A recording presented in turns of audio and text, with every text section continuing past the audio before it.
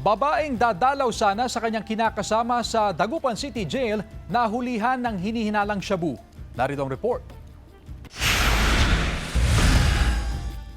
Dadalaw sana ang babaeng ito sa kanyang kinakasama na nakapiit sa Dagupan City Jail noong Sabado nang huliin siya ng mga jail officer. Tinangka niya kasing magpuslit ng isang pakete na naglalaman ng hinihinalang shabu na binalot niya sa coupon band. Ito'y nakita ng isang searcher natin. Pagkaalam na ito ay allegedly shabu, agad po siyang inaresto at binasahan ng kanyang Miranda rights. Tinawag yan sa amin ng BGL na habang ginagawa nila yung standard operating procedure nila sa mga dalaw, sa mga inmate natin, na-discover nila yung isang sachet ng hinihinala nating shabu.